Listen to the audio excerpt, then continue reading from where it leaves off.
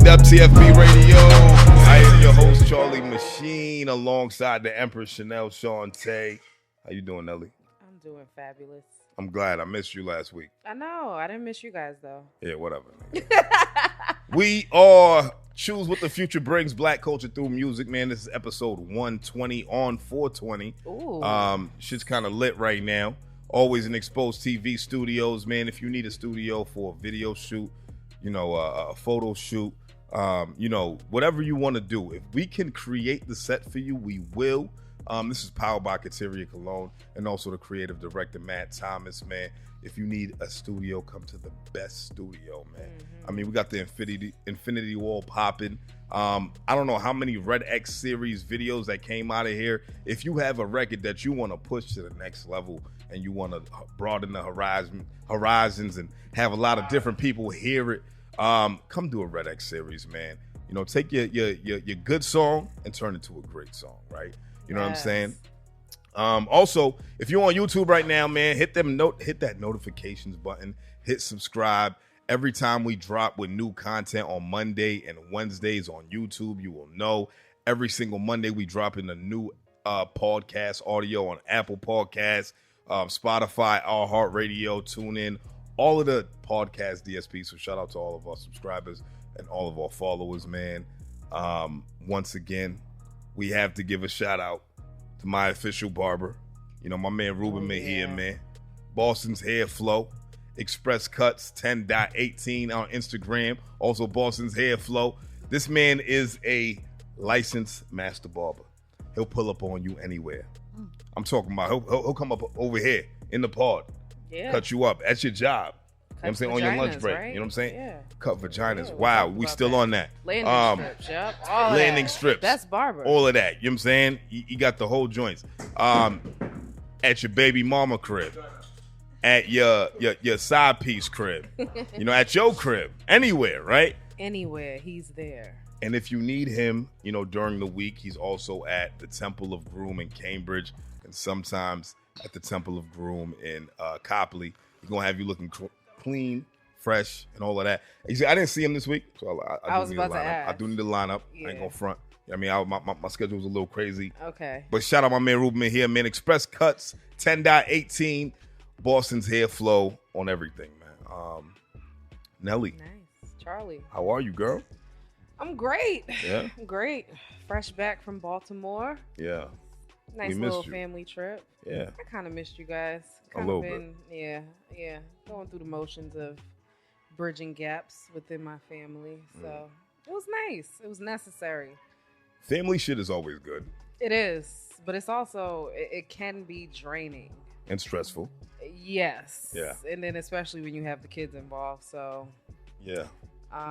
It was great. It was nice seeing my parents together, Anytime I see them together, it's beautiful. My old man, my mom have a nice relationship now. So That's good. It was nice being around them. I'm happy to hear that. Me too. What else been going on in your life the last 7 days that you want to talk about? Literally just that. I think this is probably the first time in a long time that I have taken like a week off of work. So I've just been chilling. You deserve it. I really do. I'm understanding you cannot do the all work and no play. Like, you got to play a little bit. Nah, it's not possible. It drives me crazy. So the 150 hours I have of vacation time, I need to start using them. You got 150 I have like a month and a half of time. Damn. Your shit. Give me some of your vacation hours, goddammit. And at the end of the year where they're like, oh, do you want to cash out? I'm like, no. I'm going to hold on to them shit. Yeah, just in case. And I've just been holding on for the past 3 years. Wow. Well, I'm glad you got a chance to reflect and get with family. Yeah, me too. And also get back to the grind and, push the Punch Pies. Shout out Punch Pies, man. Yes, got them up here. I mean? If you got a sweet tooth, holla at Punch Pies, man. Made by yours truly, Shanelle Shante. Absolutely. I'm working on some things with that. I don't want to disclose too much, but... Packed with a punch, nigga. How was your last week? Or 2 weeks? When was the last time I saw you guys? It was 2 weeks ago. Last week was dope. We had Rico up here. It was fun. Yes, I wish I was here for that. It was fun. I think y'all would love each other. Like, energy wise and I seen the interview. It was great. you know, there's been a lot going on in the world within this last 7 days. But, you know, my dad recently turned 74. Oh, wow. You know, shout out Papa Machine. You know what I mean? Yeah. Our parents are like, well, not our parents. Our dads are like the same age. Yeah? My dad's like 75. He just turned 75. Your dad looked really good for 75. Yeah. Because my mom's 75, and he's in a way better shape, man. What the fuck kind of steroids is he on, man? I don't know. And he doesn't even, I don't want to say he doesn't have a healthy lifestyle, but, you know, coffee in the morning, maybe one meal a day. Yeah. Not, maybe a lot of water, but. Does he smoke? Smoke cigarettes. Does he drink? Not really. Not really. I think that's what it is. Maybe. I mean, he'll drink I wine. don't know, 'cause I I'm a think drink. my dad, like, he's so old school. This nigga still drink Arbor Mist. Okay. It might get drunk off of All it. right. Arbor Mist. Shout out Arbor Mist. Well, shout out my man Howie, man. You know what I mean? But my dad did turn 74. And I think it's just dope to see, you know, your parents get old and shit like that. And you know, I was the whole time at his birthday party, I was just telling stories about, you know, how he embarrassed me throughout my life and shit like that. But it was dope because, you know, my dad's going through some shit health wise, and it was one of the, you know, the first times in a while that I've really seen him really content and happy. So That's it put good. me at ease. That's good. Was your mom there too? No, my mom wouldn't be there. Okay, all right. Your parents are way more cordial than my parents. It's not happening. And my mom would have came over there and smacked everybody in the party, including me. You know what I'm saying? For being there. Yeah, on that dog. She's like, All why right. are you his son? Yeah. Bow, nigga, right? You know what I'm saying? It would have been crazy. But other than that, man, you know, worldwide shit. What you want to talk about? There's so much going on on social media. I know we was talking about the kid from Syracuse a little bit. Oh yeah, I definitely want to talk about that. Yeah, you have more of the backstory. Yeah. So the story is there was an 8-year-old kid. He was stealing some chips from a corner store, right? What kind of chips? It might have been some Doritos. I don't know if it was. I think that matters. I don't know if it was the Cool Ranch or the nacho cheese. I'm gonna say nacho cheese. But those were nacho chips, little nigga. You know what I'm saying? He was stealing, right? Now, look, so I know how black people get when cops are involved, especially white cops, right? Mm-hmm. And this is coming from a nigga like me who hates cops, like black cops, yellow cops, white cops. No matter what color. I don't give a fuck. You a cop, nigga, you the ops. You know what I'm saying? So I also seen the video. Mm-hmm. The video was 3 white cops, one seemingly forcing this kid to get into the cop car. As soon as I seen the video, I was upset, right? Right. But then I read the caption. I seen it on Revolt TV on Instagram. And I read the caption, and it said, you know, the kid was stealing. You know, it also said that, you know, he wasn't handcuffed. It was just the way they were holding him that it made it look like he was handcuffed. So he was just detained. Right? And they were also just putting him in the car because he didn't want to get in the car, right? And also, they put him in the car, and they took him home and had a conversation with his dad and told him, this is what your son's been doing, right? And I'm paraphrasing, right? But that's what the police statement allegedly said, right? Now, how did you feel about it? Did you seen the video? I'm gonna say the short version because I don't know if there's an extended version of what I seen, but it was pretty much everything that you said. I don't know. I feel like when kids are involved with, let's say, petty crime, because it's a bag of chips. Right. It's very petty. There should be a way of handling them. Some type of grace. Right. Some type of grace because they're kids. They're not fully developed. Yeah, stealing at 8 years old, he should know what he's doing. But don't you think detaining or putting him in a police car with how our culture is and things that have happened just for us as black people, that would cause some type of disarray in him and he might act out or be fearful or be anxious, and then you have a crowd where, you know, they're not agreeing with how things are happening. I just don't I don't know if my kid, God forbid, let's say got themselves into something and they're being detained and put in a cop car. Mm-hmm. First of all, without my permission and me being there, I'm gonna feel some type of way. Because why is he in that car? I can understand that. Where's his parents? Yeah. Where was his legal guardians and the adults? I don't agree with how it went. It's understandable. And then there also was an adult there that said, like, I'll pay for the bag of chips. Like, right. Talk to the kid on the side. You know, maybe one of the adults there could have walked him home or whatever. Because, yeah, they put him in the car and they took him home. But who knew that? What if he didn't get home that day? Nobody knew that, right? At the time being. So right? Why, like, what type of leap of faith should be taken when it comes to cops and us as black people that he would make it home safely? Context. Context for me. So this is what killed me now. I seen the video and I was upset. And then I read the caption and I said, Chiz, you overreacted because you didn't have no context, right? Now, the gentleman in the video, he was yelling at the cop, yo, this is fucked up. This is illegal. There was somebody else there. There was another little young goon, another 8-year-old that was ready to step to the cop like, nigga. But see, right? even you calling him a goon, even that but is that's like... how he was portraying himself, right? Because he got OG videotaping, putting the battery in his back, and now he feels like he can step to the cops and say whatever. But even the kid, when he said what he said, he was reluctant. You seen how he moved up to the cops and he was like, yo, hold on, I'm tripping. Man. All I heard him say was he didn't do nothing. Right. But it was forcefully the way he was saying it, right? Now, my thing is this, right? Context is everything. Mm-hmm. You see a kid trying to leave a corner store and you see 3 white cops telling the kid, come with me. He doesn't want to come with me. So what do? You grab the kid up, right? That's kidnapping. Right? As a police officer, you have a civil duty, right? And we're talking about like best case scenario. Okay. Best case, right? So I'm playing devil's advocate right now, right? Because I've had my run-ins with the cops.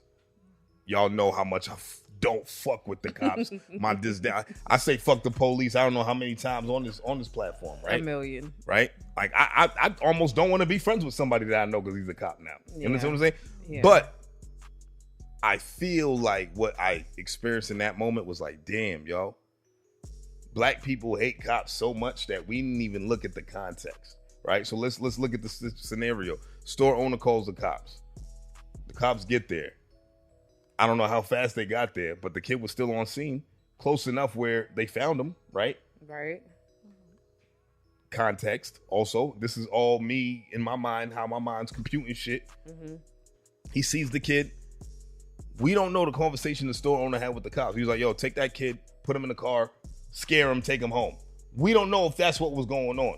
As a business owner, you have that right to tell the cops like what you would like to see come out of this, right? Not saying that cops are always going to fall in line with that because they don't have to. Right. There's a lot of times that they do not. Right. They don't always necessarily have to do what the business owner is saying when it comes to a theft situation, right? It's very petty theft. Like it's a bag of chips. The ultimate petty theft. You're talking about 79 cents at most. If that. Maybe 129, nigga, if you're inflating shit. Probably not that. You know he what I'm probably saying? got the small bag. Right. That's 50 cents. Yeah, the bag was kind of big. I don't know. I'm just fucking with you. I ain't see the bag. He was probably hungry. All right. But what I'm saying is we don't know what transpired. And then the cop that said to the dude on the video, he's like, you don't even know what you're talking about. Mind your fucking business, right? Something along those lines. Yeah. Maybe they thought they were doing the right thing. We're going to take this kid to his dad's house, teach him a lesson. Maybe we're going to scare the shit out this kid, right? If I was that cop in that situation, would I have handled it differently? Absolutely. But at the end of the day, did they hurt the kid? No. They just were stronger than him, and they put him in the car while he wasn't trying to get in it, right? So in that regard, it's like, can we really be mad at these niggas for doing their job? From what I know about Syracuse, there's some real shit going down in Syracuse. Yeah, I haven't really heard. So I'm pretty sure them niggas was pissed that they was dealing with a fucking 8-year-old. Probably. And rightfully so. And they're like, nigga, get the fucking car, bro. I'm gonna bring you to your dad. So your dad, that the kid was crying in the video. He probably was crying because he's like, yo, my dad's gonna whoop my ass. Absolutely. Or he could have been scared. Like I said, how many times has he probably heard, or how many times have we heard as conscious adults, like, cops kidnap people. Yeah. They kidnap kids. Kids don't make it home. Kids show up missing. Yeah.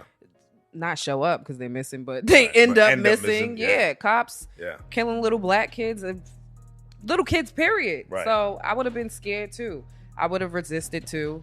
I would have never wanted to get in that car either. As a parent, I would have felt some type of way if I am not present and did not give any right, because he's 8 years old. Yeah, consent, right. He's 8 years old. I do, yes, they did their job. That's fine. But I just think that there should be a different way with handling minors. That's my only thing. I agree. I don't care what color you are. It could have been a little white kid and it could have been black cops. I agree. I'm glad to see that they didn't, slam them to the ground how we're used to seeing, tase them and all of the extra crazy stuff. But still, he didn't want to get in the car. Right. And he had that right to not get... He shouldn't even be talking to cops. Exactly. Right? So I agree. It's a double-edged sword for me. It is. It's tough. It's a double-edged sword for me because we don't know what transpired as to what led these guys to do what they did. Right. But seemingly so, they didn't want to hurt the kid. From what I saw. From what we saw. From what I saw. Right? But we don't know what goes on behind closed cop doors. Seemingly so. There was 2 cop cars. I don't know why there was 2 cop cars, but as far as excessive force, I don't think that was used. I don't think it was excessive force. Yeah, I didn't see that. I don't think it was excessive force. I just think that we took the shit out of context, and when black people see white cops with a black kid or a black person or whatever, we automatically go left. Where it's like, fuck that. He's innocent. But they're a part of the problem. But he wasn't innocent. But the cops are a part of the problem with why we feel that way. Yes, they so are. it has to be a level of understanding where if we're both not meeting in the middle, for the cops to understand us and why we act certain ways, and for us to understand the cops when we do certain things that even, get them called to the scene, it's both parties having to bridge the gap. Yeah. I don't think I looked at the situation one over the other. I'm looking at it all around. But either way, like I have a son. Yeah. He's black. You have a son. Yes. How would you feel if, they pull up to your house and it's like, what the fuck? I'd be pissed, but with your son in the back of a car, you don't ever want your kid to experience that. I'd be pissed, but if my son was stealing and he gets home and these cops bring him to me unharmed and they explain the situation to me, my problem now is with my son. It's not with the cops. Very true. Because at the end of the day, they were teaching that little nigga a valuable lesson. Very true. It doesn't matter how you want to look at it. It was a valuable lesson, especially you being a young black kid. I agree. Right? So all I'm saying is, man, context. Yeah. Context is everything, dog. We don't know the full story, but from what I'm taking, my context here, I don't want to crucify those Saxon cops. As much as I hate Saxon cops, you know what I mean? Like, I don't think they did anything wrong. Could they have handled it differently? Absolutely. I'm not disagreeing with that. But as far as them being in the wrong, I can't really say that. You know what I'm saying? Yeah, there was no right or wrong there for me except for him putting yourself. Yeah. And also putting yourself in the parents. Because obviously we're going to think about it as parents because we're parents. Right. So, but shout out to that little nigga, man. Yo, stop fucking stealing, bro. I hope you see this shit, man. What the fuck is wrong with you? I mean, I hope your dad whooped your ass on Dead Dogs. Oh, you know my what I'm saying? God. But what else, man? What else we got, man? Speaking of cops. What? You seen what happened with Fabulous? Yes, I did. The cops didn't whoop his ass or nothing like that. So I don't want nobody raise their eyebrows. You want to talk about it? He was I think he was doing an interview, I guess that's what you can call it, with Jim Jones. With Jimmy, yeah, and it was live, FaceTime. Yeah.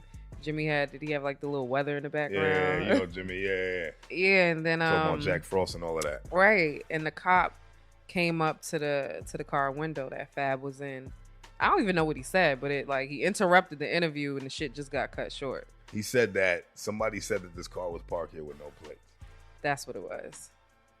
Now, my thing is, if you pull up and you're a cop and you see the car there with plates, why is there even a conversation? Like, and the Fab was just looking at him like, okay, like, the fuck? You know what I mean? He's like, yo, this cop just pulled up. Like, he's like, I literally just pulled over to do this interview. See, that's a part of the problem that's had with police. Because it's like, nigga, first of all, you fucked up my whole interview. Right. So now you're fucking with my business, right? First off, he was in a Rolls Royce. Like, for context, right? If we talking about context, he was in a Rolls Royce. Look at the type of car he's in. First of all, do you not know who this man is? No, they don't. That's a problem. He's a nigga in a Rolls Royce. I guess we all look alike to them. Huh? So they see the Rolls Royce and they're like, that motherfucker sold this shit. It's a wrap. And a minute ago there were no plates. Why are there plates on it now?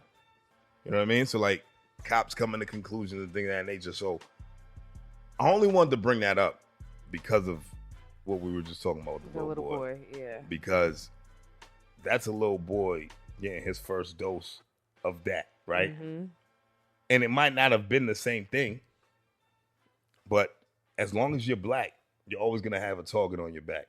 Yeah. I mean, when it comes to police, right? Yeah.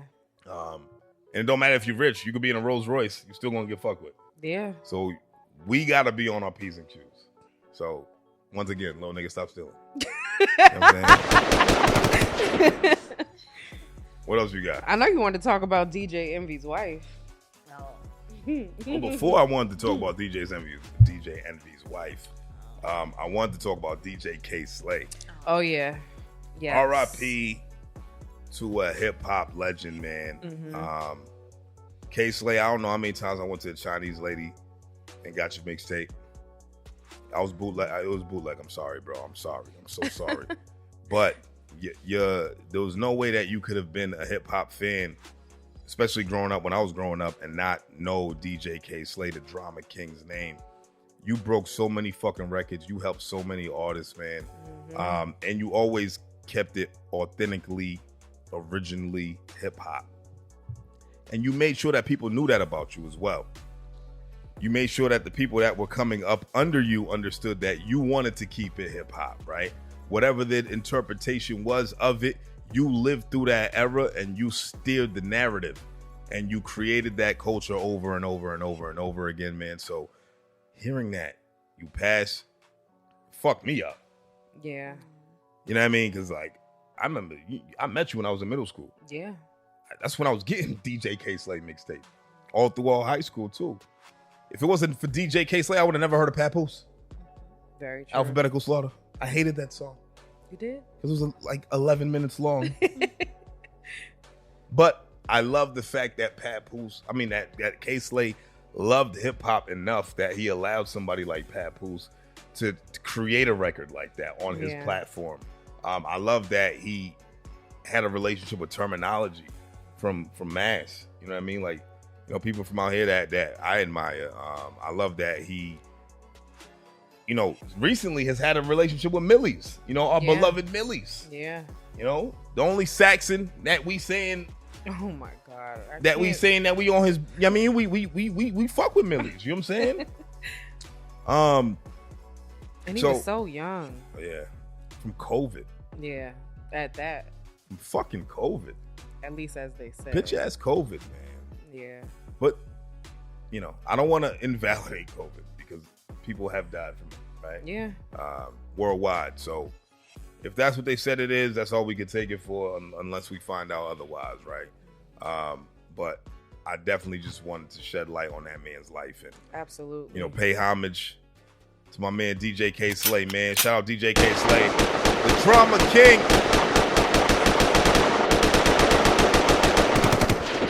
That's my nigga, man. Shout out DJ K Slay. What else? You had something you was gonna talk about? Yes. DJ Envy. DJ Envy. I actually want to talk about this with our guests.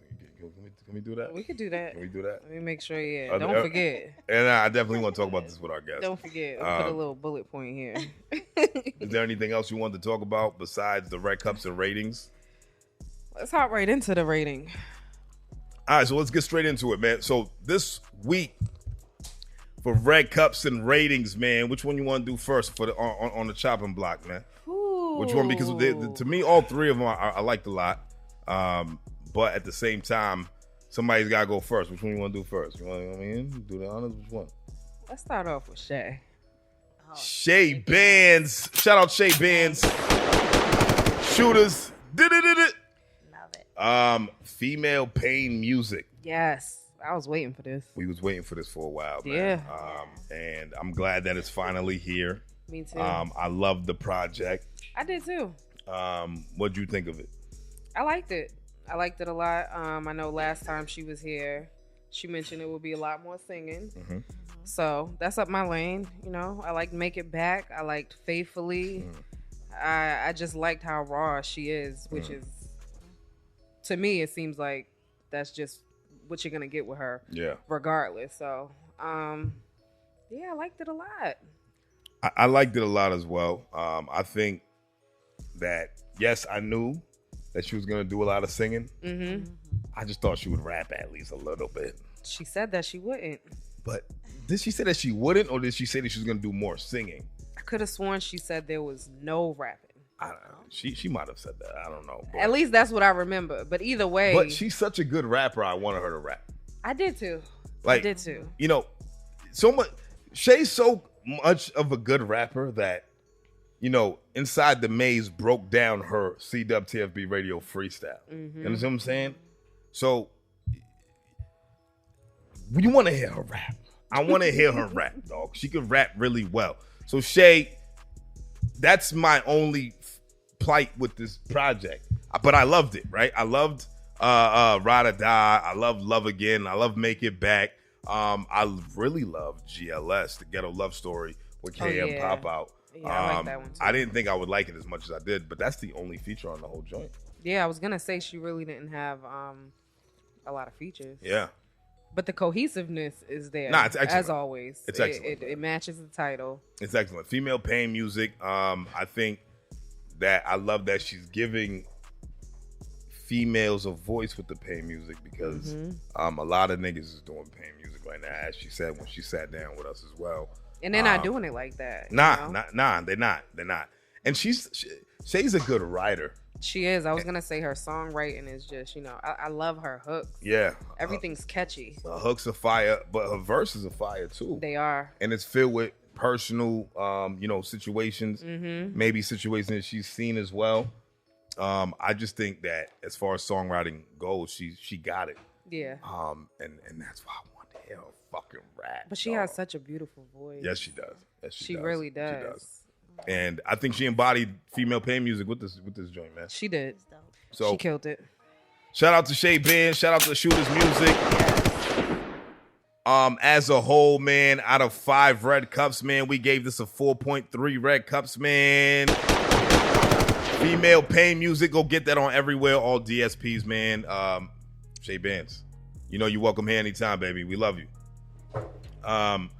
Next up, I really want to talk about this next one because, you know, I'm a little biased right now, right? You know what I'm saying? Those 2 females that dropped on the same day, on the 15th. Super dope. They're actually the same age. Shay Benz being from Brockton, Monavelli being from...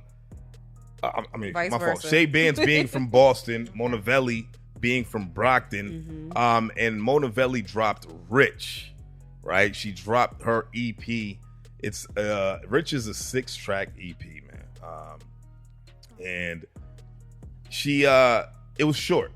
Yeah, that was one of my biggest beefs with it. It was short, but your boy was hosting it. You know what I mean? I was supposed to want it. You know what I mean? You know, from the beginning, you heard, you know, the most godly voice you've ever heard. Oh, my God. Get over yourself. Excuse the fuck out of me. You know what I mean? Jesus. You know, she opened it with Pink, featuring Shane Dillon.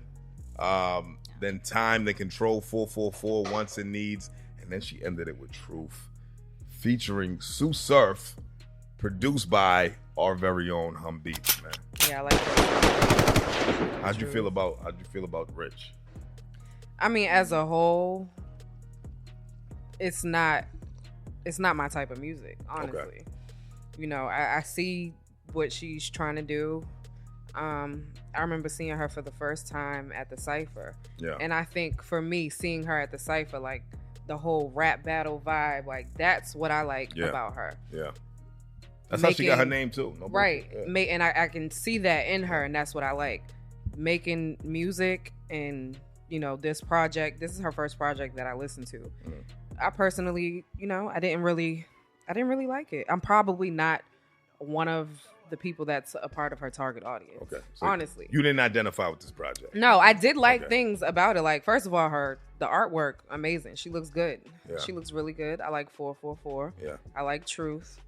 But, you know, I really feel like you hosting it was just, I don't want to I'm saying this respectfully. I feel like you bigged it up more than what it was, number one, because I didn't get much out of it with the 6 tracks, because it was 15 minutes and I wanted to hear more. That's our minimum. That's what we're talking about it. I thought we said 30 minutes. Nah, I said 15. You said 15? Yeah. All right, my bad. It was good for what it was, but I feel like, you know, when you came off, I'm just like, all right, I'm ready to hear something crazy, and I just didn't get that. And like I said, it's probably just not for me. It's not my type of music. Okay. But that's fair. I liked it a lot. We know you did. You know what I mean? You know, especially hearing myself, right? I'm playing. No bullshit. What I liked about it was that I know Monavelli can rap. She could really rap her ass off. She can. She's lyrically inclined, but I love the harmonizing, and she's using her voice as an instrument. See, you've heard her music in the past as well, though, right? Yes. See, I haven't, so I don't know where she has grown. I can't say, oh, this is better than this, or I have no reference except for the cipher. Definitely heard the fucking growth in her music, man. I loved it. I think my favorite one has to be Truth with Sue Surf. Wants and Needs was also great. That's a great record. And I love the intro, Pink. Like, you know what I mean? Like, you know, like I said, a little biased, but you know, Pink was fire. So do you think if you didn't host it and you wasn't on it that you would like it as much? I think I'd like it just a little bit less. You know what I'm saying? If I wasn't on it, right? But out of 5 Red Cups, man, Red Cups and ratings, we gave Monavelli Rich the EP a 4 out of 5 Red Cups, man. Shout out to Monavelli, man. Shout out to the whole Brockton movement, man. We got one more album to rate before we bring our guests in, and I really want to do that because we've been talking for a little long time. The next one is Still Bleeding by Millie 19, man. Shout out Millie 19. A lot of niggas know him by H. Millie. Look, this kid's one of those elusive rappers. Yeah. Meaning, you know, he'll drop something before. Because people used to always bring his shit to my attention. Like, yo, why ain't you had him on the, I mean, whoa. And I'm like, where's his music, right? Now he has music.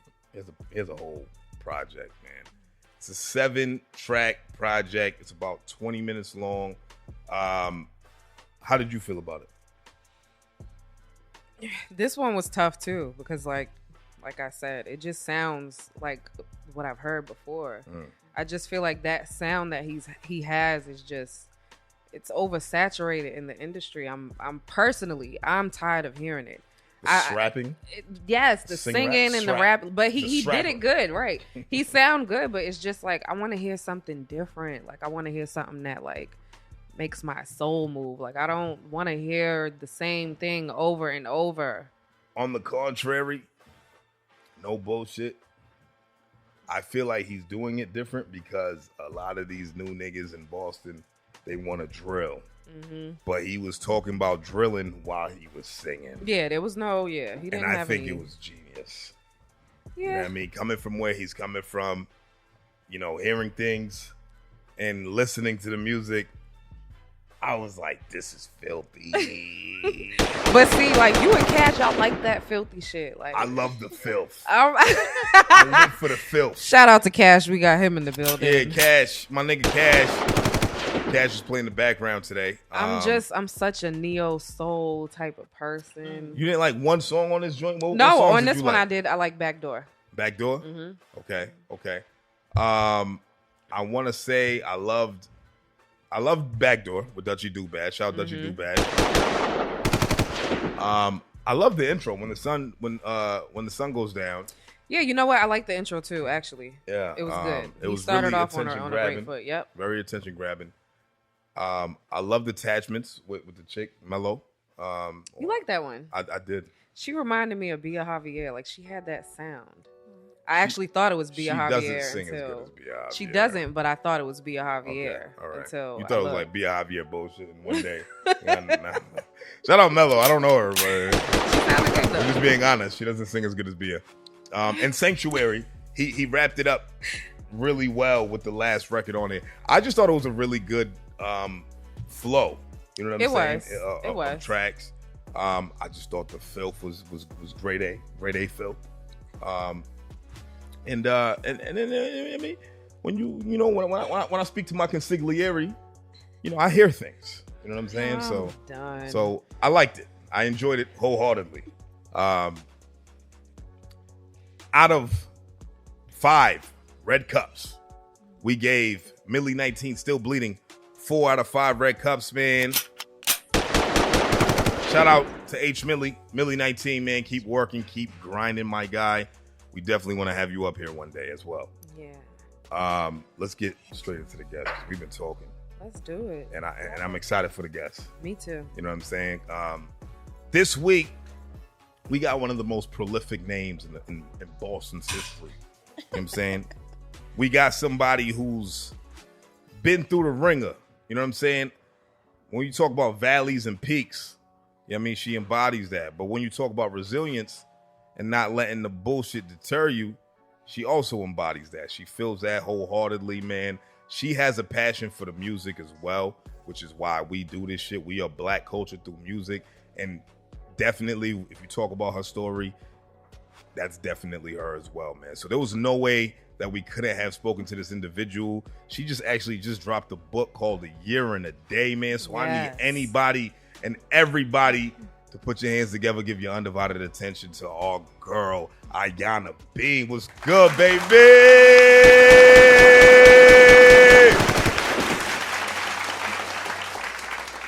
How are you? I'm good. Ayana was good. I'm good. Yeah? Yes, I am. Are you happy to be here? I am excited to be here. I mean, we've been planning this for a little while now. Yeah. So I'm excited to be here. I really am. You don't know how much it means to me. And I'm excited to see that you have this award too. I didn't know that. Oh, yeah. I wish I knew that. I didn't. I'm sorry I didn't. Thank you. I appreciate it. What's her name again? To you all. What do we name her? Thank you. Is it Sylvia? Sylvia, that's Sylvia right there. Sylvia? Yeah, you know what I'm saying? We named her. It was only right. Platinum. I mean, that's Sylvia. She ain't there yet. Sylvia, it could be look. Platisha. Yeah, Platisha. I like that. Platisha. That is very Black woman of you to name her Platisha. She said not Sylvia, but Platisha. That's textbook Black woman right there. You know what I mean? I can't. But Ayana, for the people who don't know who you are, right? Yes. And you'd probably have to be fucking hiding under a rock to not know your story if you're from Boston. Give us a quick rundown of who you are and what you represent. All right. Well, my name is Ayana Bean. For anyone who is familiar, there's a lot of people who's not, but for anyone who is familiar, I'm featured on BET's American Gangster Trap Queens. Yeah. Yes. I'm in season 1, episode 7. Mm-hmm. Right now, Trap Queens is 3rd season just came out, so shout out to my fellow Trap Queens. Yep. Check out Miss T's story, my homie right there. Yeah. And I also, through that experience, have I wrote a book. Mm-hmm.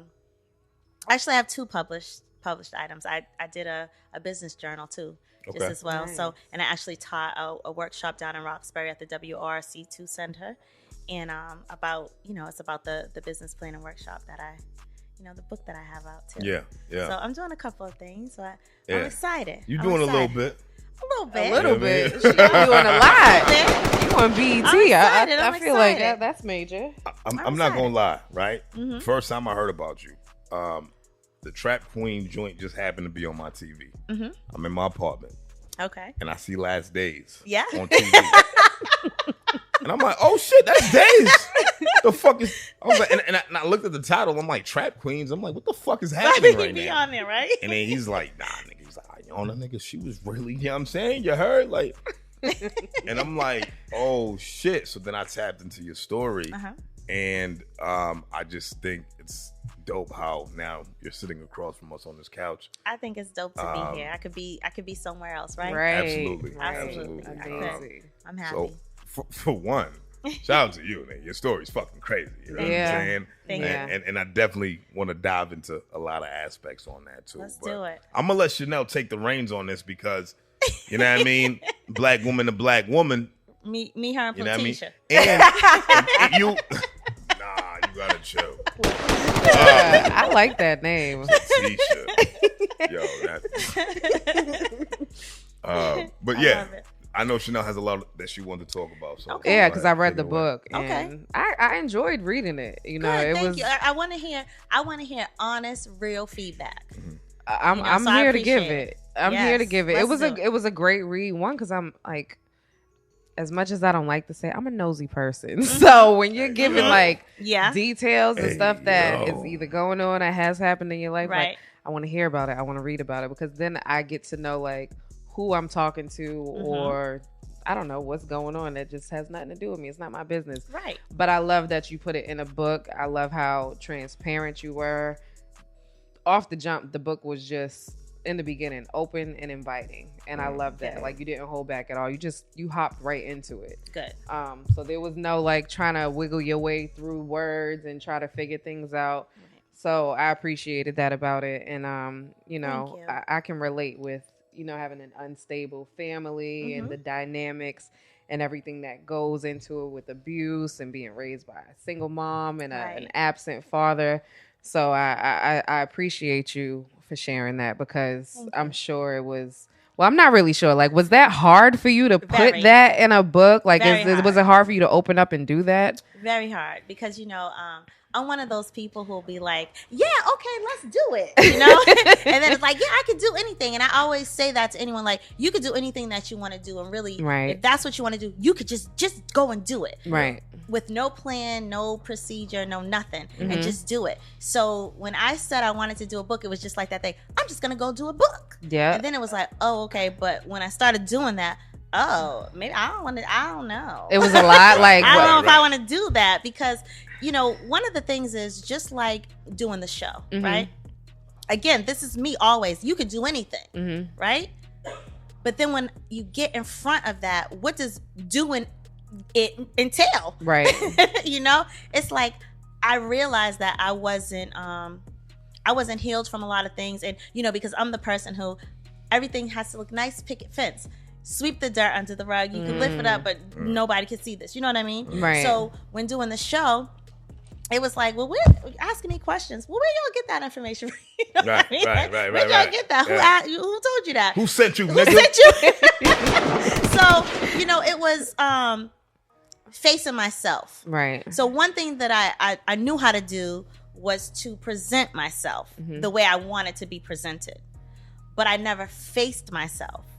So sitting and doing the show where, look, I just come in a room, I meet someone for 2 minutes, and now they're digging in my life. Right. And I'm, but I don't do that. You know what I mean? I don't tell people, like I could be on a ship drowning and you'll literally see me smiling. You wouldn't even know that the boat was sinking. You know what I mean? You wouldn't know that. You don't think that's being in denial? Yeah, it is. It is. It's a lot of, and like I said, I had to face myself. Okay. You have to actually literally understand who you are. And when you're like a person like me, Alice in Wonderland, you know what I mean? I'm not looking at what I'm carrying. Yeah. I'm just moving. Right.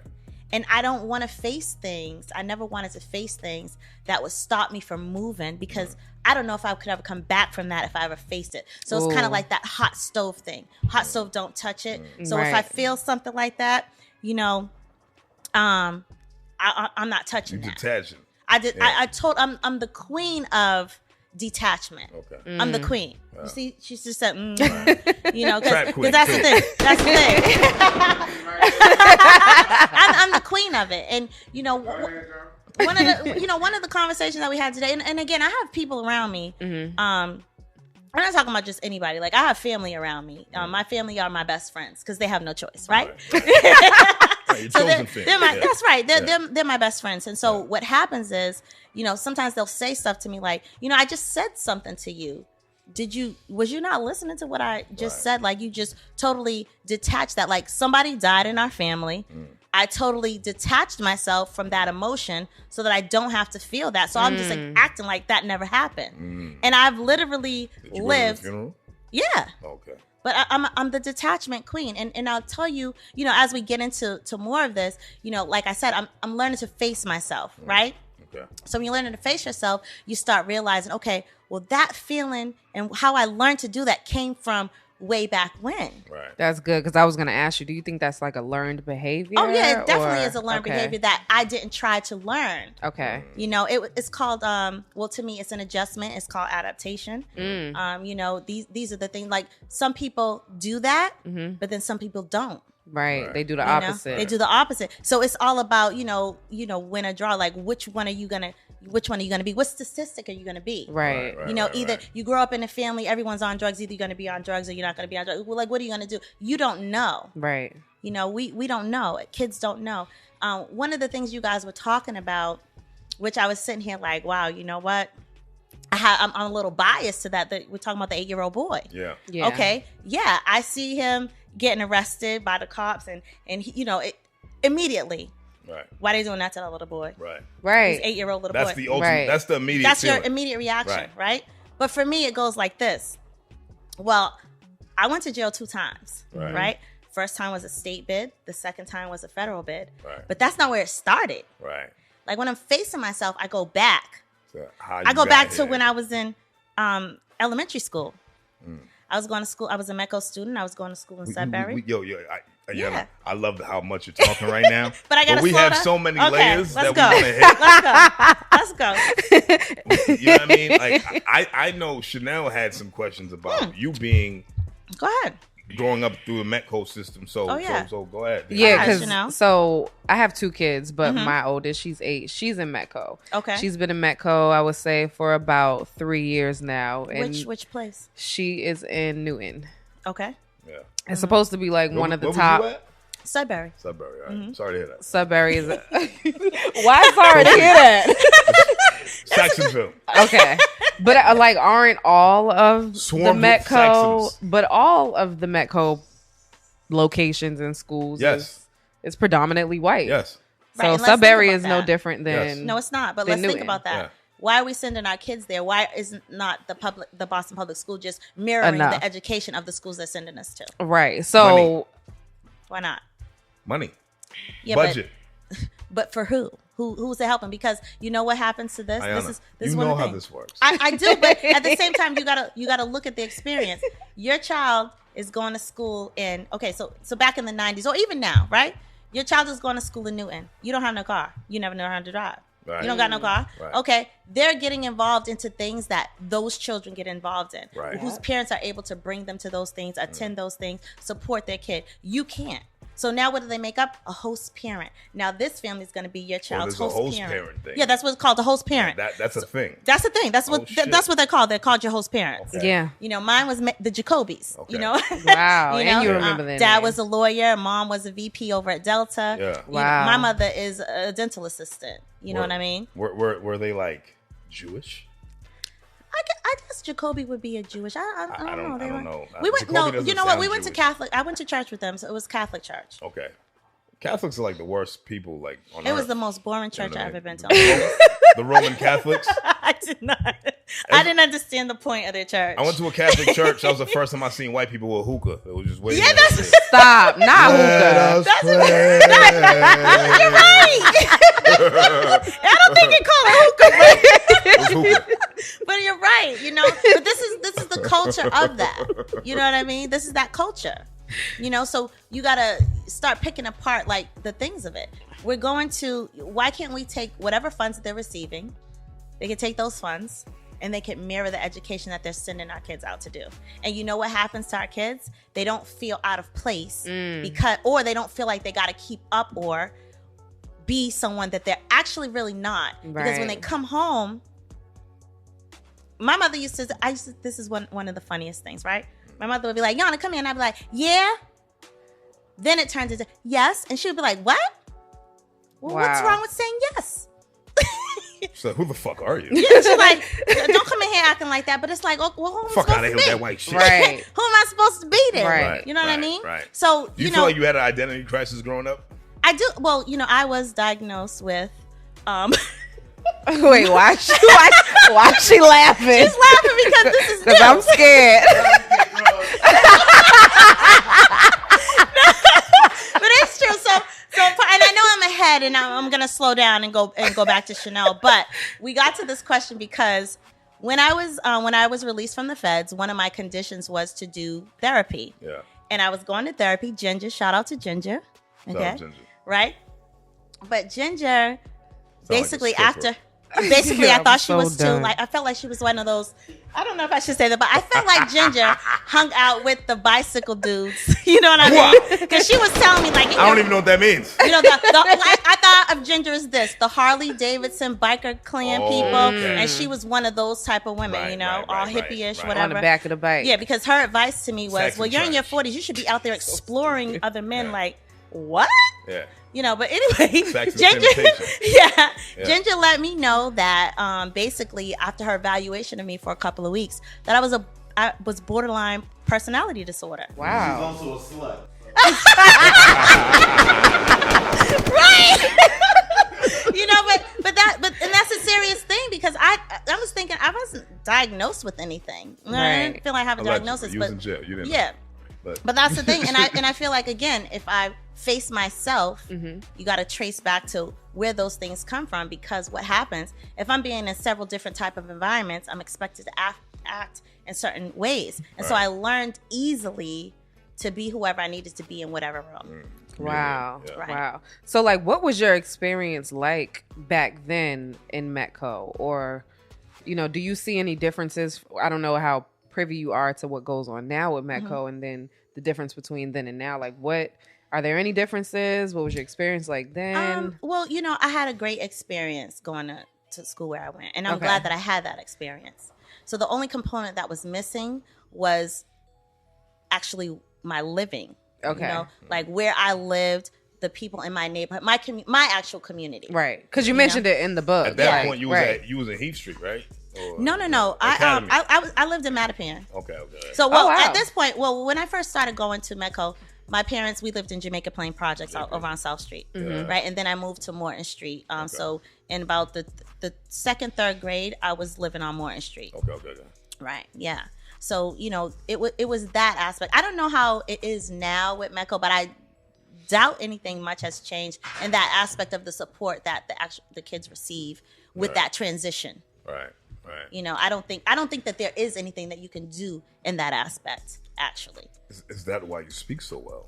Yeah, I think so. Well, it's called, you know, when I said to my family, it's called perfect English. Right.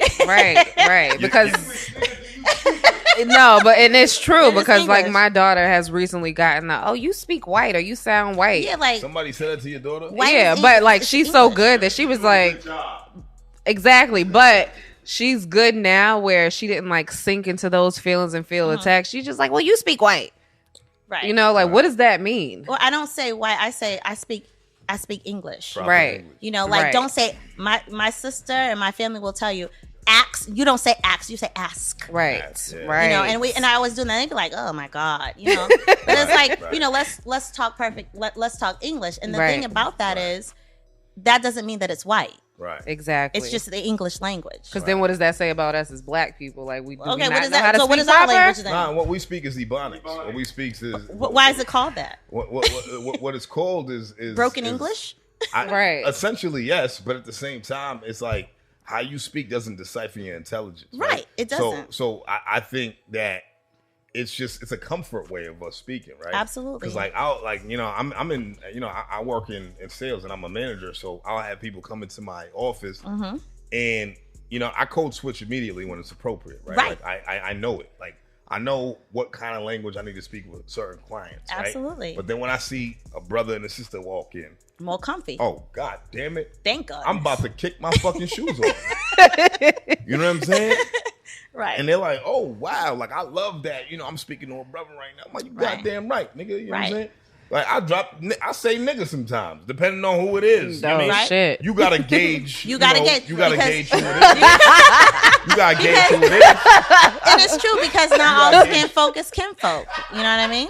And you Right. have to be You gotta- you have to be clear about that. But that's how comfortable I get people, right? And in my Right. line of work, I have to get people comfortable. You do. Right? But why not do that with white people, like, why not get that way and be that way? Because then you're I do that genuinely shit too. being yourself. I do Okay. that shit too. All right. I code switch my ass off till they believe I'm one of them. Okay. Call me Chuck. And one of the things about in our culture is we have a thing called code switch, but they don't. That's what I'm saying. Like, Because they don't have to. They don't have to. We have to appease But do we? to the people who control the system.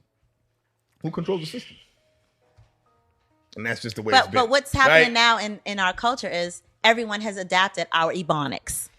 right. because hip hop Right. because now hip hop is the largest genre in the world. Right. So That's now it's why. okay to act like and talk like. I had a white person in my office today, and now I said, "How are you gonna pay for the car?" I knew she was gonna pay for it in whole, and I said, "How are you gonna pay for it?" And she's like, "Cash," and I said, "Actual cash?" Yo, And I'm she done. She said, "Oh no, but that would be super baller, right?" Super baller. And I was like, "Right? We didn't laugh. No, It wasn't funny. no." Because the shit was just funny just now. It was funny because of how I explained it, right? But it wasn't funny. Because I'm Right. like, why would you say baller to me? You talk like that, motherfucker, to your friend? Right. Like, Probably But they could say that to you, Chuck. Baller. Right? Right? baller, Super baller. motherfuckers. That's Anyway, back to you, Yes. Yana. Yes. I want to dive straight into your story, man. You went Go to right jail ahead. for some fraud, Yes. right? Fraud. Like, The fraud. right. Yes. You was working for a school, right? Yes. You was skimming some money, Absolutely. and you was lit. You was eating. Absolutely. What was the most amount of money that you took for these motherfuckers? Off of one check or in total? Uh, So my first case was like $250,000. okay. $250,000. Now that doesn't mean all at one time. Right. It's over a period of time. Right. Accumulated. Yes, over a period of How time. long? Accumulated. Maybe like 2 years. Okay. Wow. About 2 What was the years. most frivolous shit you did with that money? Really, I did a lot of traveling with the money. I did a lot of traveling. I was at that time I was learning the music business, and I started to find things that I could go to. Like I was going to ASCAP Awards, Right. Billboard. So I was taking classes, doing the events and stuff. And I had, my kids were small, so it was like, we're going to this conference. Oh, bring all of y'all with us. My son's hanging out with Kelly Price's kids. Just stuff like that. Wow. You know what I mean? And I was doing that. That was the most expensive things. Was travel. Now, doing that, right? Being in that motion, right? So you're talking about over a span of 2 years, right? Yeah. When you started doing it, what brought you there to that moment? First, what I would like to say, there was a moment that made me think of that, but then I'd have to if I'm facing myself, Right. I'd have to go back to that moment was already in me. Right. You know what I mean? That didn't make me do anything. You Right. can't just wake up and this is gonna make me do some shit I Right. never would think about doing. Like Right. it's already in me Right. to want So you've been a more. thief. And to yes, and you know what? And I'm gonna honestly tell you, absolutely yes, you would be correct. Yeah. If I'm facing I'm totally I've honest been about there that. too, nigga. Yeah, I've been- absolutely. I And- don't kill, I steal. and I'll tell you where it goes back to, and this is why I keep thinking about that 8-year-old boy, because it resonates with me a lot in many ways. Yeah. Yeah. Stealing. When I was in the third grade, I'm at Sudbury. The book for, the paper comes, everybody gets their books, and they get a whole bunch of books, smell good stickers, the pretty pencils, and all this stuff. I'm going to rob these And my niggas. mother was like, no, I wasn't saying that, but, I bring the paper to my mother, she'd be like, girl, I'm not buying this. Right. You know What what the I fuck mean? you talking about? Like, Get this shit on my face. we can't do this. We You know can't what I mean? And I afford was this. thinking, well, Meg's their mother. She get to do, all the kids are doing this. So why am I going to be the only one who can't do this? It's Right. not, and not to, this was my thought as a kid, right? So it was like, okay, well, how can I get these things? So now they have everything spread out. It's on the table. People, they're bringing in their slips. They got whole bags and stuff. It was like, well, I want some smelly good stickers too. And I want this too because, I'm just as good as I them, deserve right? it. I deserve these Right. too. I'm a kid too. Why can't I have it? Right? And I remember taking, the smelly good stickers or whatever, stuff in my bag with it. I remember somebody had something and I took their book. It was a book I wanted, right? Blubber. right? I wanted that book. That was a good book. And someone ordered that book. I took that book. I've never read it. By the time good book. Good movie too. I really feel like it's for girls. Yeah. Right? But when I got to my grandmother's house, she was waiting at the door. And she didn't look at me like she was happy to see me that day. She was like, who read it? The school called my grandmother. Oh, wow. And I was thinking, Fuck how with did sex. they get her number? God damn it. So, yeah, my grandmother's they're from Birmingham, Alabama. So when I came to that porch and my grandmother was standing there, She whooped that ass. and I came to there and I had the book in my bag, and she was like, "You stole something from school? You stole a book from school?" And I So was she like, didn't even say hello. "No." I was like, You little I didn't do motherfucker. that. I didn't do that. And she was like, "Give me your bag." And I was thinking, she like, went in "God my bag. Damn it. She pulled that out and she started whipping them branches off of the tree. Oh, you got She one of braided them them old up. fashioned. And my grandmother, I'm a spoiled person. My grandmother spoiled me. I'm the oldest grandchild. I'm the girl, you know. She whooped me for the first time. Yeah, She whooped me with those. It probably broke her heart to do that too. It did. And I know that it did. And after Wow. she did that, she explained to me, you don't need to do that. Right. And I was thinking, yeah, grandma, yeah, I do, because y'all didn't give me the books. Right. You know what I mean? Right. But I don't think that they even understood the whole thing of what I was feeling as a kid, being confused and out of place everywhere that I went. And feeling not, I- you weren't worthy, right? Yeah, Like I you didn't felt get less than. I felt because- less than Right. all the time. Right. And I absolutely, and I don't think they knew that. It wasn't something that I knew how to express as a kid. Right. They wouldn't have known that. Right. So what I'm saying is that, to your question, yeah, there was a situation that triggered me to what I always felt my whole entire life, that I knew that there was more, I knew that there was better, and I wanted that for myself and for my own. It started as a kid. So when I became an adult and I had my own children, that stuff dwindled away. I think I was going to, I was learning. I was, I didn't feel that way for myself, Right. as I got older. But then when we got into our family situation, and I had a partner that, there was drug addiction going on in our household. And there was an incident that occurred where the rent was gone. And it was kind of like, well, yeah, okay. Well, I get checks in this office all day. You know what I mean? Maybe I could borrow this. It's like, maybe I can borrow this and then I'll put it back. That wasn't a plan that I had the whole time. I was like, I would never do something like that. You know what I mean? But I used that. But like I said, it was already in me anyways. And it was always in me to fix a problem. temporarily. Right. Temporary Band-aid fixes. things, a Band-Aid on things. Yeah. And so I took advantage of that knowledge that I had. I took advantage of my position and I just did it. And I really, honestly, people say, well, did you think about it? What did you think? I didn't think nothing. Right. I didn't think going through anything. it. Yeah. I just thought that I could do something. Like I said, you could do it. You could do anything. Right. I'll go ahead and do this and I'll fix it Right. and it'll be okay. Right. So for you, it was never supposed to be a long-term thing. It was never supposed to be a long-term thing, but I didn't have a plan that it wouldn't be. Right, So, right. it could have Just going ended through up. emotions. Absolutely. Okay. Absolutely. Okay. Absolutely. Did you have to pay that money back? So my first case, I was not, restitution I didn't have to do. Okay. And for again, you. there was other things going on, on different levels of the place where I work too as well. And so I don't know the reason for that, but I'm grateful for that. Right. I'm very grateful for that. My federal case, I do have restitution. Wow. Are you still paying it? I'm still paying restitution. Wow. Yeah. How much was it in total? It was like $86,000 or something like 86 that. bands. Yeah, yeah, Wow. absolutely. That's some shit, right? Right. Now, so you went to jail first time, right? Uh-huh. How much actual time did you do the first joint? So the first time my sentence was 6 months Right. and 3 years probation. Okay. And so actually they didn't send me to Framingham. They were listen, I don't know the experience of many people where they say, I was black, they did this to me, whatever. Right, right. They tried to they just did me dirty. They didn't. Right. They really were real gentle with me because I should have been up in Framingham and I should have been there for 5 years. Right?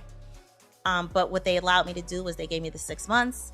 3 years probation, and then they had me go to South Bay instead of going upstate to Framingham. But my case is a superior case. Do you feel like you cheated the system in some type of way? I don't feel that I cheated the system. I feel that people with those type of crimes that are not of our color don't even go to jail. Right. That is true. That is true. They don't go to jail. You know what I mean? And they get minimal probation, and they get minimal or no supervision of that probation. Right. This is very true. You know? This is very true. Sorry. So it could be an overkill, or it could be what you may think is, oh, well, you should have got more. You know, and it's always our own people that say that. Right. Because other communities know, you don't even have to go in. Right. And that's a problem with our community. So you did that, right? Right. You also had connections with record labels, industry shit, right? Music, Absolutely. right? So yeah. Walk us through that. Like, how did that even come to be to begin with? Was that before your first bid or after? It was all during. And so before and during. Okay. So, I was at Emerson College. It was that's a school of the arts, the radio stations over there, everything. Yeah. Shout out Emerson. So I started to network, and actually not within that that community of the school and stuff, but I was learning the process, and I actually was taking classes to do magazine publishing. I thought I'll do my own kind of like Source magazine kind of thing. Super dope. You know what I mean? So that's what, I started taking a magazine publishing certificate class there. And the whole point of me, well, not the whole point, but when I got over there, it was like taking advantage of this because I can go to school for free. Right. Because I'm, an employee here, so I'm taking advantage of these things. And as I started to do that, I started to get into learning about the music business. I didn't know what I wanted to do in it, but I wanted to be in that world, and I was trying to find my place there. So I'm a person who has to be hands-on and, learn it. So I started to research different things to go to. I was learning about record pools. I was learning about, radio, all these things. I was learning about all the components. But then it was like, but wow, we don't have any of these things here, But there were some record, what do we call them now? Well, record pools. Okay. Right? So there were some record pools here at the time, and I would call on the phone, just I want to learn, whatever. But then I started just researching, and then it was like everything's down south. Everything's out of down south. Sure. Everything's Miami, not here. Everything's not here.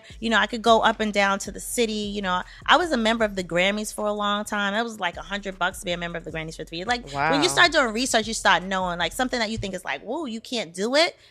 Yeah, you can. Money like, why access. Can't you? Right. Why can't you? Right. You know what I mean? Like, you are able to do just what everybody else is doing. It's just a matter of it's going to take you longer to do, or you got to know somebody to get you in, right? So, what do you think your peak was in as far as the music industry goes? I'm just a big networker. Right. I felt like I could connect the dots. I could connect the dots, and I'm not afraid to talk to whoever. Right. You know what I mean? Like, I'm not afraid to do that. And I'm confident about you could be anybody you want to be. Right. And I would never tell anyone that you can't. Like, no, you can't do that. Never. There's no limit to what you could do, who you want to be, what you want to be, what you want to do, where you want to go. There's no limit to that. And I always felt that my whole entire life. So, as a kid until right now, as a grandmother right now. I'm a grandmother right now. Grandmother. How old is your oldest? My oldest grandson? No, your oldest child. My oldest son is 30 years old. Get the fuck out of here. Well, no, you have to remember she had her first kid at 17, right? Right. My son is 30, and then I have my youngest son is 27. You just don't look at, you know what I'm saying? You heard, so I try not to. Black don't crack. And I have a 2-year-old grandson and a 1-year-old granddaughter. Wow. So that's beautiful. I never told my kids they could. My youngest son, he was, like on all the basketball teams. I'd be like, we going to NBA. And he said to me one day, like, Ma, not everybody can go. You can go. You know what I mean? Like, and I said, you know what I said to him? I said, well, if you can't play, you could work for them. Right. You know what I mean? If that's what you want to, like, it's just, I'm just not the person that will say I can't do something. Right. It's like, we can't do it that way, but there's another way we could do it. Right. This way, absolutely. So what's your relationship like now with like Def Jam and Bad Boy? Once you have a relationship with people, you always continue to have that relationship. Okay. You always do. So there's always some, I have friends for all this time that are still industry wise. Yeah. And then there's new people, you know, all of the time.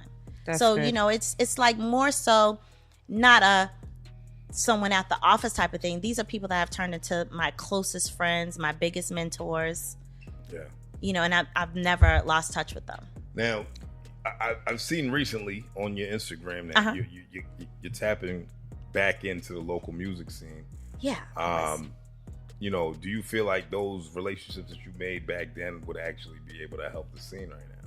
Yeah, there's a lot of things that I do that I don't mention, and there's a lot of people that I've plugged that I don't, you know what I mean? Like people, what? Everybody know, you know, the thing about Boston or Massachusetts or New England, everybody has a connect. Right. Yeah. Everybody has connects. So have you played the background of some people's success? I feel, yeah. Like who? Like who? Like peeling off the layer. What I would just say, honestly, is that we're all connected and intertwined to the same people. And I never would want to say that I'm responsible for anything that anyone's doing. I would never say that. You just don't want to toot your own horn. No. I you know what? I have a problem with doing that for myself too. But at the same time, I feel like people work so hard and people do grind so hard that they're responsible for whatever happens to them. And I will always say that. They may have learned something from me. Right. And I'm happy to... and I'm happy to say brought the money back. I'm happy to say that, you know, I love to be a teacher of things, and I love to say, well, I'm so happy that you learning something from me. If that helped you to teach another person and to continue on a whole bunch of things, then it could originate back to, I appreciate you. I'm so excited about that. Right. You know, everybody, I don't know anyone who's in the industry here in Massachusetts that doesn't have a connect. Okay. But it doesn't matter if you have a connect. If you don't have something that they want, you got to have a hit. Hey, what are you going to do with it? What you going to do with it? Like, it doesn't matter if you could talk to Jay-Z today. Like, what'd you bring it to him? Did you ever try to rap? No. Well, okay, I do when I'm drinking.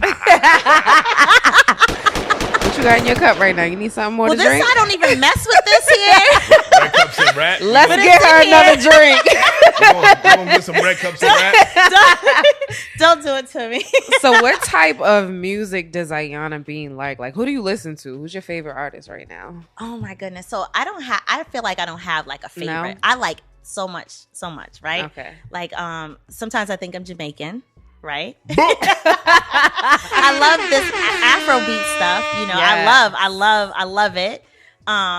You know, I love all kinds of hip hop music, of course. You know, who's the hottest out the city right now? I was about to say, do you have any favorites here? I'm gonna tell you. So I'm gonna tell you this. I don't feel as though my opinion on who, if that's hot or not, is end all be all. But I can tell you about movements that I totally love to see that I'm seeing right now. Right. I am such a fan of Shooter's music. Yes.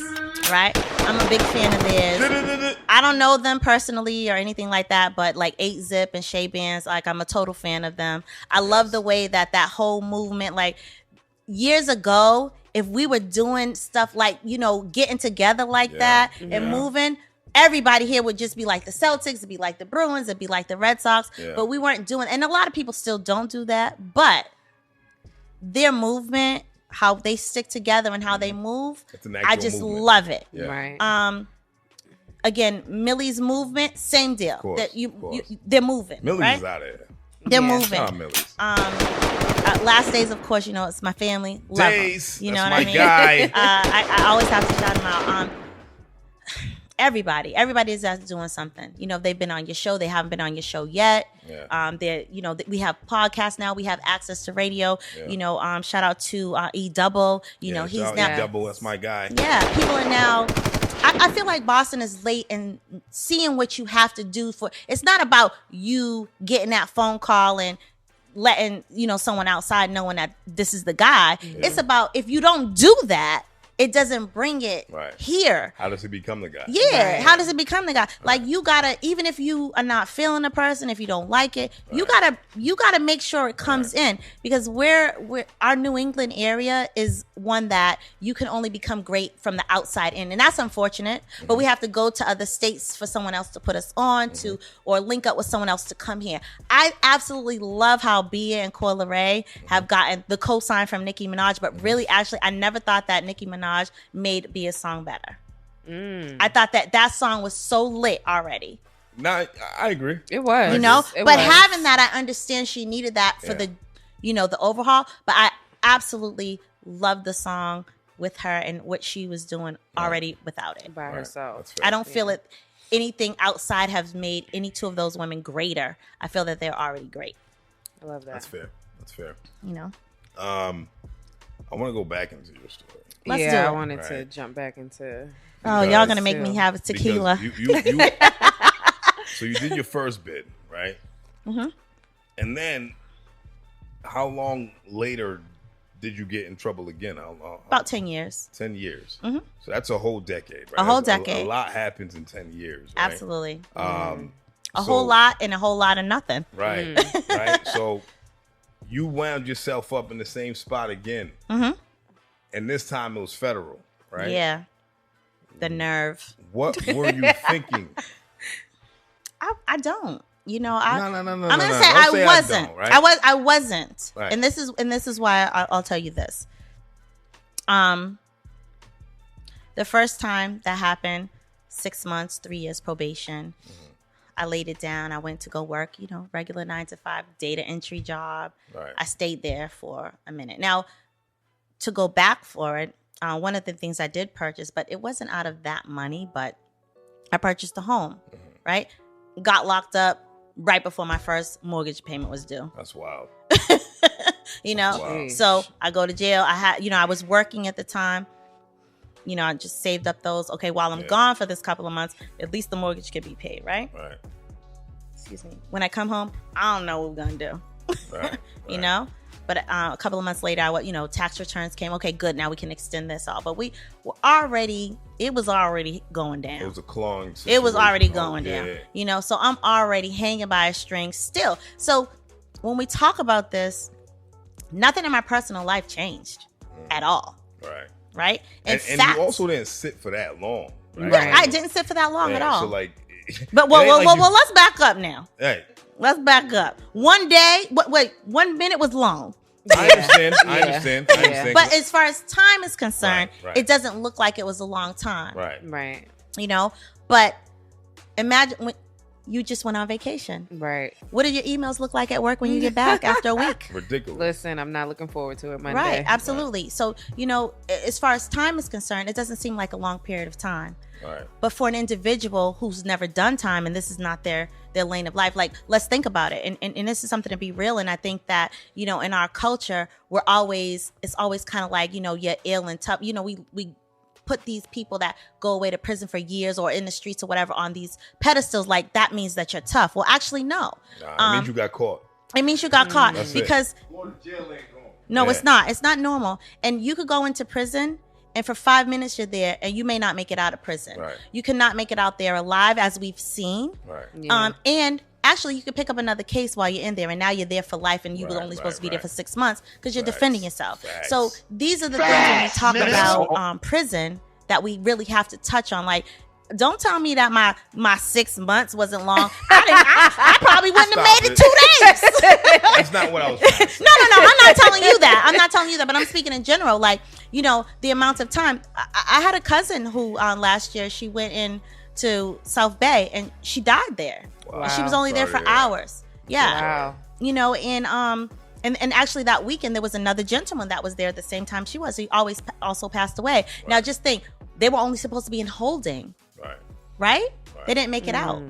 Right? So, when a lot of young men in our community and a lot of young women in our communities, they get sentenced to federal time and, people are like, oh, well, it was just only, no, it's not just only nothing. Just only being sentenced is a death sentence for some people, Yeah. So, wow. All right. So you get put in a situation where your back's against the wall again. Absolutely. Right. Now, what kills me, no bullshit, was the fact that you even had the opportunity to do the same fucking crime again. Now, you got hired to another school. Right. Who the fuck hired you? Because these niggas like they did no background check, no nothing. Right, absolutely. So there these niggas is wild. So for this particular job, and here's Here's the moment of relatability, right? Yeah. I worked for a company that I robbed blind, right? Prior to me working for them. And then they hired me and I robbed them again. Right? And then the judge was like, y'all niggas hired this nigga. And he robbed you then. Right. That's why there was no remorse. And I beat the case. I mean, shout out to my lawyer. I wish I knew that guy. But anyway. But no, you're absolutely right. So what ended up happening is now, you know, I was working, you know, just doing data entry, minding my business, not trying, you know, my light had been dimmed. I didn't want to do nothing. You know, there was some things that I was still doing, you know, a couple of things. But I just didn't, you know, like, I'm just going to accept this, right? This is the life. But when you're a person who that's just not you, that's not going to last a long time. You know, I'm a person who's used to, it's either 2 jobs and going to school, or I'm doing this, I'm doing that. I'm always trying to do something outside of, you know? So I had this I'm not going to say it's a little job that it fed us, you know, it fed me and it maintained us. But it wasn't enough. Like I said, I went into prison. My first mortgage was due.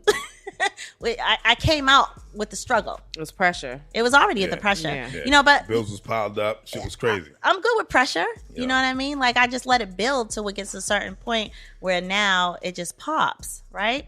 So I get off probation, and it's like, you know, I didn't think that I could get back into, you know, working in another school, but this is the career that I've always worked. Right. You know? That's what you know. Yeah, this is what I know. So in my mind, it was, okay, so this is what I'll do. I don't have to have a job that deals with the checks and things, right? I'll do something else, but I can still work in higher education. Right.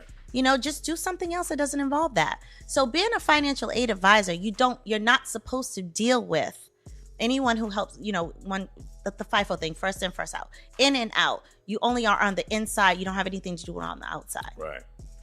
Now, if the school is running incorrectly, and now you are doing both of those, that's called double. Yes, right. There's a double dipping thing, and they could be, you know, under the laws of the, you know, federal whatever, in trouble for just that alone. So when I got to, I was applying for jobs like something different from what I was doing. You know, so I wasn't like, okay, I know how I could get some money, I'm just going to go back. You know, that wasn't it. It was like, how can I just go in there and figure out I could do another position that has nothing to do with that. Right. And I wanted to. And going back to Emerson, and it's funny, but it's not funny. I laugh at everything, so you know. I'm the same way. I laugh not to cry, right? Right. You know what I mean? I do. I laugh because I find humor in everything. I do. You have to. I laugh at funerals. You do. I do. Me and my family do too. Just being we honest. do it too. What are you gonna do? What are you gonna do? Right. You can't. You know what I mean? You gotta live. You gotta live. You have to find. I hate the nigga that died at the funeral. You heard? Stop. You have to find a way. You have to find a way to keep yourself going. Right. You know what I mean? And so, you know, when I do interviews and when I'm talking to people and they, you know, some people make comments like, you think this is, you know what, guess what? You wasn't with me when I was crying or popping shooting in the or popping Advil PM so that I didn't wake up. You know, you wasn't with me. You should have had some stronger shit. Right. No. Yeah. Charlie. You know I know a guy. But it's true. But that's true. What if I did? You know, people aren't with you in those moments. Yeah. Yeah. They only see how you're actually trying to get through those moments. Yeah. So when I smile and I laugh today, I'm glad to do so just because of the fact that there was a time where I didn't feel like I would ever even be here to have my eyes open. So I'm grateful for that. Shout out to you, man. Let's clap it up for you. Yes, absolutely. Absolutely. Clap it up for you. Thank you. Thank you.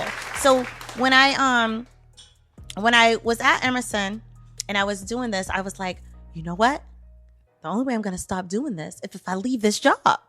So I left that job and I went to go to another school doing a different position so that I didn't have to deal with the stuff, right? And then I got over there, right? And they came and talked to me. I thought we were going through an audit. And they came over, they were talking to people, whatever. And then I'm like, why am I the only one they want to bring in the room? Did they slam the papers on the desk? No, they didn't slam any papers. God he was just talking to me about the process of, you know, I was explaining to him the process. I guess we're going through an audit, right? And then he said, so when you were over at Emerson, I'm like, am I under arrest? You know what I mean? Like, so this is what, so I Immediate light bulb. Yeah. I thought I escaped. You see how crazy Ayana is? Yeah. She thought she escaped from, I cold turkeyed myself from what I was doing, and I'm just going to go somewhere else, and this is all going to go under that rug, like I said. And that's not how it works. So how long were you doing it again before you got caught up? It was still a 10 year. Well, okay. So after about 9 years, I went to another position about 2 years into it. Okay. And then. So 2 years is a sweet spot for you. It seemed like so. Yeah. Yeah. Crazy. Yeah. 2 years. Yeah. Okay. All right. So, you're right, Cash. I did pretty much. What Cash say? I can't hear him. He said he figured. he said I figured it out. I did. I did. So, I absolutely did. Okay. So at that point, you get caught up. What's going through your mind at this point? Where it's like, all right. Well, let's talk about this. How do criminals think? They feel that they got the foolproof plan. That this is not this. I got it. That you know, this is never gonna be an issue. I know how to do this. Right. You know what I mean? Who wants to talk themselves out of something? No, we talk ourselves into it. Right. So, that's just being real. Okay. I didn't talk myself out of it. I said things to myself that made me feel like I got this. Now, okay. Moving forward from all of that, right? This is all behind you. Yes. Right? Do you ever have illegal thoughts now? Listen, I'm always so let's what's the legal thoughts? What's the legal? No, so this is the thing. I be in my office thinking about all types of shit. You know what I do? I'm like, these niggas have no idea who I really am. I do feel like, there's so like that's all, that you do that, and do you I always look at other people like, you doing, that's all you doing. You know what I mean? Yeah, right. Like, that's all you really doing for real. Or, but this is the thing. Isn't that the way? Right. Isn't that the way? Isn't the way of thinking is how you can do it better? How you can get more? Right. That is how, but it doesn't have to be illegal. My downfall is I disrespected myself. I disrespected my own intelligence. How smart I am, I could have got triple, quadruple times the money that I got without going to jail because I'm that smart. But I didn't bet on myself. I didn't give myself a chance. You felt like you played small. I played myself. And a lot of us do, because in our community, we're not given the chance. We're not given it's not known in our community for people to succeed. Right. You know what I mean? So more people that are going to do the wrong thing than those people that are going to do the right bring you up. Right. You know what I mean? Yeah. So what are our kids looking at? What are we looking at? What do we all do our whole life? Yeah. So now everybody's doing this and everyone's doing that, but there's this many people that's doing the other. Right. And that's not an excuse, because we're powerful enough and we're strong enough and smart enough to be able to do that. We've seen it. So now, my fault. No, go ahead now. You got this. Besides time lost, like, how did being away affect your relationship with your sons? Well, me and my sons is like this at all points. Like, I'm not the traditional mom. Right, you know what I mean? I'm not the traditional mom. I wasn't the older mom. So, it's kind of like I had, in the way that I had lived my life, I wanted total opposite for my kids. So, I'm in there with them. Yeah. Like, we listen to the same music. We want to go to the same places. I introduce my kids to the things in life that are outside of what the norm is for everyone, Right. So it's like, hey, they didn't realize, because I wanted to make sure that my kids didn't have that. I need those smelly good stickers and we can't get them. Why not? No, my son was in line just like everybody else's kid, waiting for those Jordans. Yeah. Right. You know what I mean? Do you ever have like a fear that they, even at an adult age, would make some of or similar decisions that you made? Well, absolutely. That has, and no one is exempt from anything. I could have raised them perfect in a perfect world and never went to jail. And you know what? They could be the worst people on the earth. You know what I mean? But what I do give them is I give them the real all the time. I give them who I am all the time. Right. They know, like, well, when they was little, I lied, right? I lied And a lot. sometimes you have to. With And kids, you have to because they can't stomach the truth. Absolutely. But when they start, and I have sons, right? So as they start to grow up, it's like, yo, mom, no. You know what I mean? And it's okay. And I don't take that as a disrespect. I always wanted them to have a voice and to understand that, they're going to be a man one day. Right. And they don't have to be silenced. And not to say that if you're a woman, you should be. Right. If I had daughters, oh my goodness, I would have probably left to another country by now. But, I have sons, right? I have sons, and I hope that, that by looking at and by the way that they were raised by me, is that they have a woman in their life that wants to take care of me when I'm in the nursing home. But no, but no, I want them to have someone that, gives them strength to know that, and strength to be a man that can elevate outside of what he thinks he knows. You know what I mean? I think that in any relationship, you should still feel free. Right? And so I can't tell you, I don't feel like I could tell you what to do. Right. I feel like I could tell you what I see and what makes sense. Eventually, you got to make your own decision. Right. Right? And if you decide to fall, then you have to, so that you can learn from that. Right. I think as parents, we try to overprotect. We do overprotect our children. Yeah. I think fathers are more so like, they have, like you said, you would look at your son like, you did what? You know what I mean? Me, I'd be like, I don't touch my son. Yeah. Don't touch my son. Don't touch my son. But I know what it was like. If that would have happened to me when I stole those Smelly Good stickers or that book, maybe that would have changed my whole entire life. Right. To have that experience. Right. Rather than my grandmother taking the twitches and braiding them together and whipping me. It was different. It's like, oh, well, I survived that whooping. You know what I mean? Yeah. If that's all that it is. Yeah. But who's to say? Maybe that would have given me an appetite for more destruction. Right. You just don't know. So we can't gauge what that's gonna really be.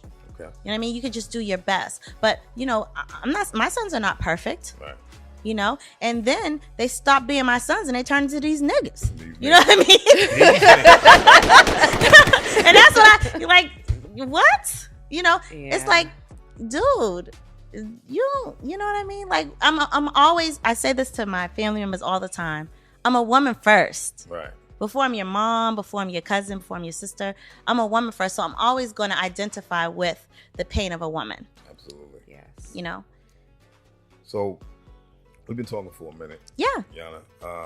It's we typically talk for an hour. We're just over that. I mean, is there anything that you wanted to definitely touch on before we bring this in for a landing?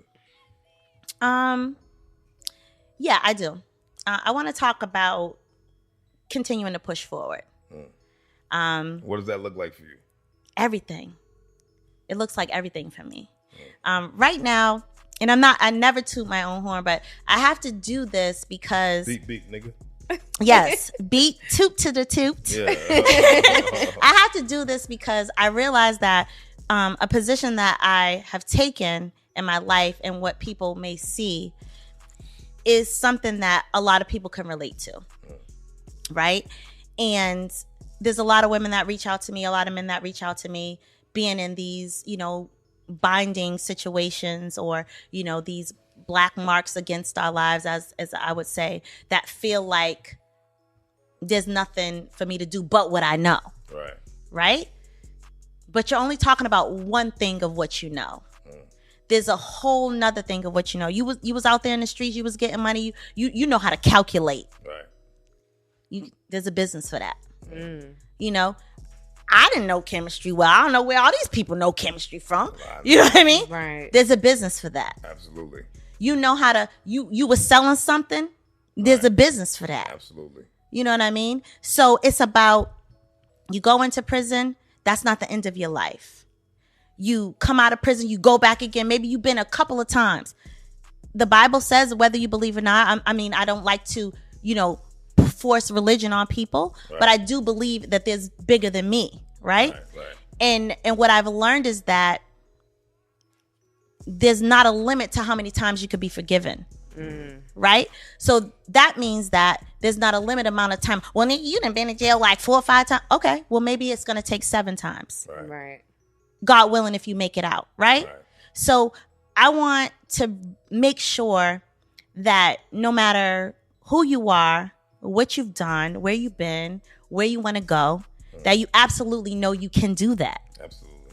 You absolutely can do that. For whatever you've done and whatever your expertise was or whatever your wrong was, there's a positive in that. Today I'm a person that is on BET, American Gangster Trap Queens. When they called me for that, and shout out to Nan James, because she's from Boston and she is the producer that contacted me to be on the show. We know of her family, but again, shout out to her because she's another person. Like I said, we all got connects. You just don't know. Boston doesn't. It'd be like you could be the richest person in the world. I'd be like, I ain't nothing. I know. That's how Boston people do. You know what I mean? So I want to say shout out to Nan because she knew my story. Our families know each other. I didn't want to be on no TV for being no criminal. I wanted to be on there for being. Music industry. That wasn't. But where I was called to be, and the opportunity that came was, well, if you want to be bigger than this, than what your record says, then you got to face yourself. You got to step outside the comfort zone. So I had to the opportunity came for me to put my worst times, my worst chapters of my life in front of the world to see. And I said yes to the opportunity without knowing. I didn't feel like I really could do it when I was sitting there and they were asking me these questions. I was like, look, I jumped off of the stoop when he asked me something. I was like, what? No, I'm not doing that. We could scrap this. Right. That was one thing. Another thing is, from that day, I continued to work on myself. I continued to be afraid of myself and to be afraid of the things that I had to face about myself. I started to write a book. That was the worst. It was the worst thing ever. Why? Because I had to go to things that, like I said, hot stove. I don't touch that. We get rid of that. We don't ever face that again. We forget about that. I had to face traumas. I had to face challenges that I put behind so that I could continue to move. Because if I had faced them and I had really understood what I had been going through, I wouldn't be, I'm telling you, I wouldn't be here today. Right? So I continue to move on still. And I'm not saying I'm healed from it all. What I'm saying is that I became strong learning to face them. Right? So I wrote a book. I'm facing myself, and now I have everybody all in my business knowing too. Oh, great. You know what I mean? Yeah, we all up in your shit. All up in it. Which is, and you know what? And today I can say, I'm good with that. That's what's up, right? Because that could save another person's life that was just like me, that didn't feel like they could be out in the open, right? And I didn't stop there, right? I got a business journal. How can you set up your business? Why? Because everybody can set up a business. Right. You know the knowledge that you have. Now, what's the name of that business journal? It's called Addicted to Not Being Broke. Business Workbook and Journal. And that's BET's fault because they had my little commercial and it said I was addicted to not being broke. And I said that. but like I said, I'm smart enough that I made a book out of that. Right. Absolutely. I gotta read that one now. So now I have that.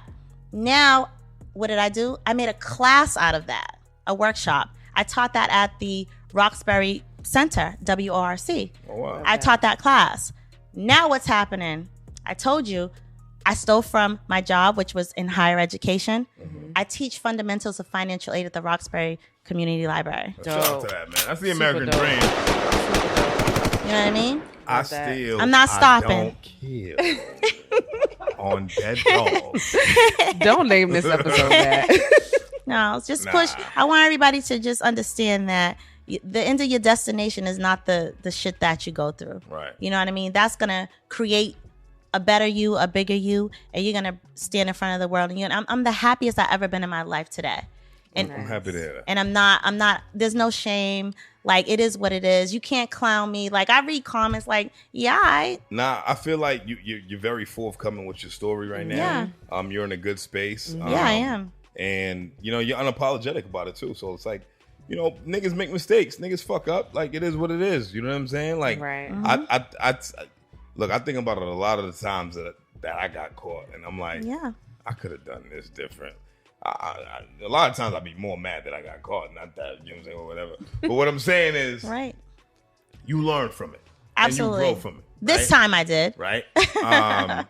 So I want to thank you for pulling up and sharing your story. Thank you. Because you don't have to be this person that's displaying this story. Mm-hmm. Right. You know what I'm saying? Because it's not just with us, it's with other platforms as well. Mm-hmm. You have your book, A Year and a Day. Yes.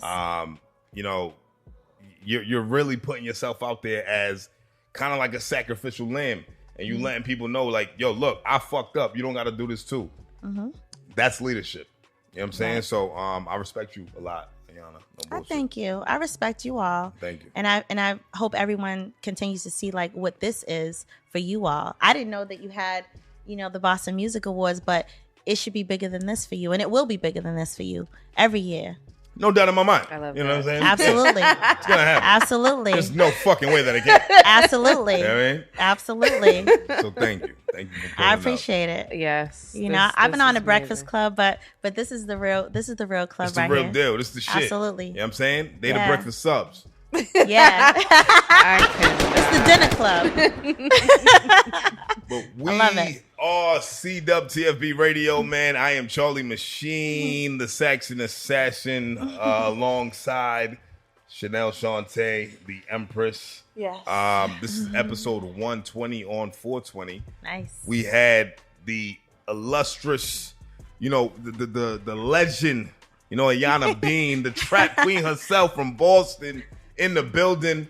Until next week, man, we love y'all. And we out of here, man. Thank you all.